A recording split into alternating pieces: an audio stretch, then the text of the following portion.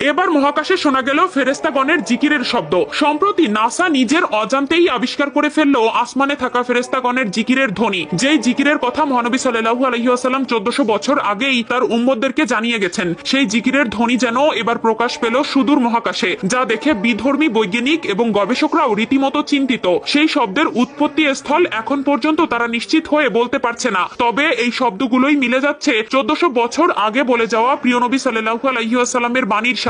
যদিও তারা এই শব্দগুলোকে নিয়ে নিজেদের মতো নানাবিধ মতবাদ প্রকাশ করেছে, তবে প্রিয় নবীর বলা বাণী এই শব্দটির সাথে হুবহুব সামঞ্জস্য। প্রিয় দর্শক, অবশ্যই কমেন্ট করে জানাবেন আপনি কোরআনের পক্ষে নাকি আধুনিক বিজ্ঞানের পক্ষে, এবং অবশ্যই এই ভিডিওটি সকলের মধ্যে শেয়ার করে জানিয়ে দিন প্রিয় নবীর বলা এই বাণীটিও যে তার সত্যতা প্রকাশ করেছে। চলুন ভিডিওটি শুরু করা যাক। প্রিয় দর্শক, সম্প্রতি নাসার স্পেস স্টেশন থেকে এমনই কিছু অদ্ভুত আওয়াজ রেকর্ড করা হয়েছে যেগুলো শুনলে মনে হচ্ছে বিলিয়ন বিলিয়ন মানুষ একসাথে কোনো একটি ধ্বনি উচ্চারণ করছে। যদিও নাসা এর আগে করা গবেষণাগুলোতে বলেছিল মহাশূন্য একদমই নিঃশব্দ, কিন্তু বর্তমানে সেখানে প্রতিনিয়তই শোনা যাচ্ছে এই শব্দগুলো। মহাকাশে হওয়া এই শব্দগুলো নিয়েই প্রিয় নবী সাল্লাল্লাহু আলাইহি ওয়াসাল্লাম 1400 বছর আগে এক শবে মিরাজের রাতে বলেছিলেন মহাকাশে প্রতিনিয়ত ফেরেশতাগণেরা জিকির করে চলেছেন। সে সময় আবু দারদা রাদিয়াল্লাহু তাআলা আনহু প্রিয় নবী সাল্লাল্লাহু আলাইহি ওয়াসাল্লামকে প্রশ্ন করেন যখন সে মিরাজ থেকে ফিরে আসেন, হে আল্লাহর নবী, আপনি মহাকাশে কি দেখেছেন বা কি শুনেছেন? উত্তরে তিনি বলেন,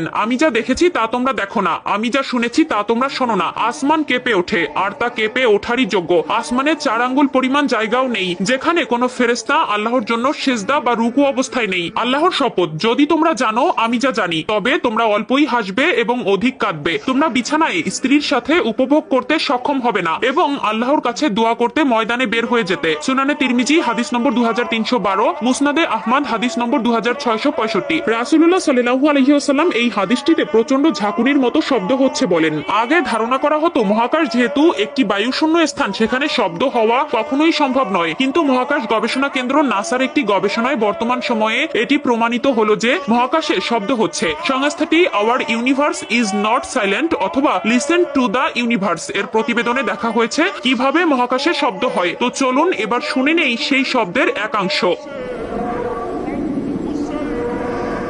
গবেষকরা বলছেন মুক্তভাবে ছড়িয়ে ছিটিয়ে থাকা বিভিন্ন কণা বা নক্ষত্রের রেডিয়েশনের কারণে এই কম্পন বা ভাইব্রেশন সৃষ্টি হয়। তার কারণেই শব্দের উৎপত্তি। শব্দগুলো ইলেকট্রোম্যাগনেটিক ওয়েভ আকারে থাকে, পরে এগুলোকে শব্দ তরঙ্গে রূপান্তর করা হয়। একটু খেয়াল করলে দেখা যাবে যে রাসূলুল্লাহ সাল্লাল্লাহু আলাইহি ওয়াসাল্লাম 1400 বছর আগেই বলেছিলেন যে আকাশে কাঁপুনির শব্দ হয়। নাসাও বর্তমানে বলছে শব্দ কাঁপুনির কারণে হয়। এমনকি গবেষণার সাথে যুক্ত একজন গবেষক বলেন এই শব্দ শুনে মনে হচ্ছিল যেন বিলিয়ন বিলিয়ন মানুষ একসাথে গ্রেগরিয়ান